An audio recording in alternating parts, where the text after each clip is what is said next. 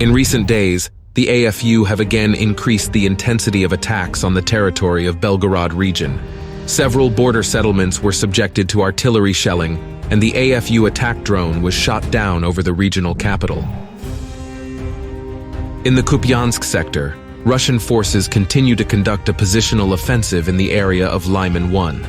The AFU are losing positions and retreating towards the Oskil River, where a new defense line is being set up.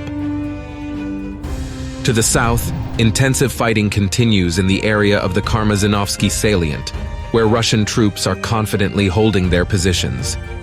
Over the past few days, a number of unsuccessful counterattacks have been repulsed in the area. The AFU have resumed their attacks on the northern flank of the Bakhmut sector. The enemy is trying to advance from the direction of Orakovo-Vasilivka and near the Berkivka reservoir. On the southern flank, the epicenter of the fighting shifted to Andriivka, where the AFU used tanks and armored vehicles to attack.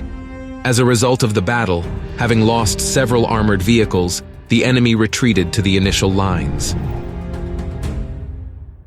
There were no significant changes in the situation on the Remivka sector of the front.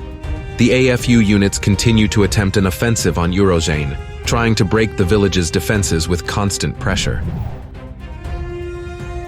In turn, Russian artillery and aviation are conducting continuous strikes against the enemy.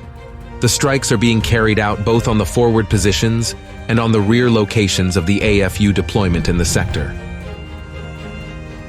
The activity of the AFU remains quite low on the Orakiv sector of the front. After heavy losses, the AFU command is forced to regroup and pull up fresh reserves to the front line. The AFU continue shelling populated areas on the left bank of the Dnieper. Novakakovka, Korsunka, and other residential areas came under the enemy's attack. Civilian infrastructure and residential buildings were damaged.